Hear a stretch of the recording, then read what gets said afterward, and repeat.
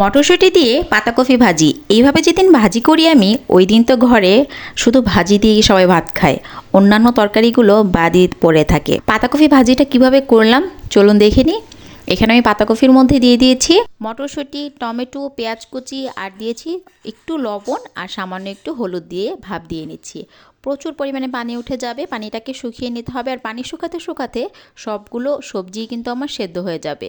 মটরশুঁটি সেদ্ধ হতে একটু সময় লাগে, তবে পানি শুকোতে শুকোতে সেদ্ধ হয়ে যাবে।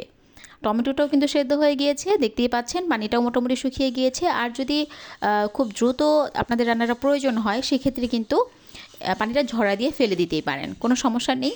আর এখানে কিন্তু আমি কাঁচামরিচও দিয়ে দিয়েছি। সবগুলো উপকরণ দিয়ে ভাপ দিয়ে নিতে হবে। মনে রাখতে হবে সবগুলো উপকরণই কিন্তু এখনই সেদ্ধ করে নিতে হবে। আর পাতাকপি অতিরিক্ত ভাজলে কি হয়, পাতাকপির গুণাগুণটা চলে যায়, মটরশুঁটির গুণাগুণটা চলে যায়। আর এই সিজনে, এই শীতটা যতদিন আছে ততদিন পাতাকপি, ফুলকপি এগুলোর দাম কম থাকবে। আর দেখবেন প্রতিদিনই কিন্তু আনে। আর এটা যদি টেস্ট করে রান্না করতে পারেন তাহলে কিন্তু প্রতিদিন খেতেও ভালো লাগবে, খারাপ লাগবে না। তো এখন ভাপ দিয়ে নেওয়া পাতাকপিটাকে এখন বাগার দিতে হবে। এখন আমি পেঁয়াজ আর রসুন কুচি দিয়ে বাগার দিয়ে নিচ্ছি। অন্য একটি চুলায় আমার মুরগি হচ্ছিল, মুরগির মাংস সাথে ছিল পাতাকপি ভাজি।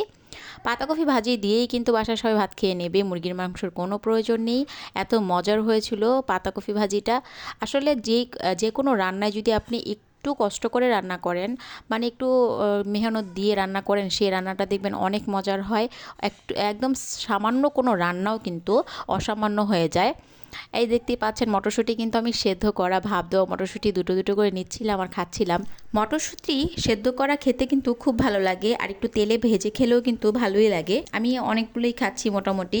এখন দেখতেই পাচ্ছেন পেঁয়াজ আর রসুনটাকে কিন্তু আমি ভেজে নিয়েছি, ভালো করে ভেজে নিতে হবে, লাল বাদামি হওয়ার আগ পর্যন্ত ভেজে নিয়েছি। আর তারপরে আমি দিয়ে দিয়েছি ভাপ দেওয়া সেই পাতাকপিগুলো এখন ভেজে নিতে হবে আস্তে আস্তে, নাড়াচাড়া দিতে হবে।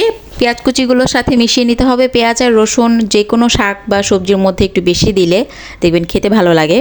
তো এখন আমি আস্তে আস্তে ভেজে নেব। মটরশুঁটিটার কালারটাও চেঞ্জ হয়ে যাবে, পাতাকপিগুলোরও কালারটা চেঞ্জ হয়ে যাবে। আর এরকম মাঝে মাঝে একটু ভিন্ন রকমভাবে রান্না করলে কিন্তু ভালোই লাগে। আমি কিন্তু সবসময় পাতাকপিটা ডিম দিয়ে ভাজি করে খাই, আর এভাবে মটরশুঁটি দিয়ে ডিম ছাড়া যদি করি তাহলে এভাবে আর কি করি, টমেটো মটরশুঁটি সব কিছু দিয়ে। আর পাতাকপিটা সব শেষে আমি দিয়ে দেবো হচ্ছে ধনিয়া পাতা কুচি না দিলে তো কোনো স্মেলই আসে না, একদম ভালো লাগে না। পাতাকপি খেতে তো এমনিতেই পানসে টাইপের লাগে।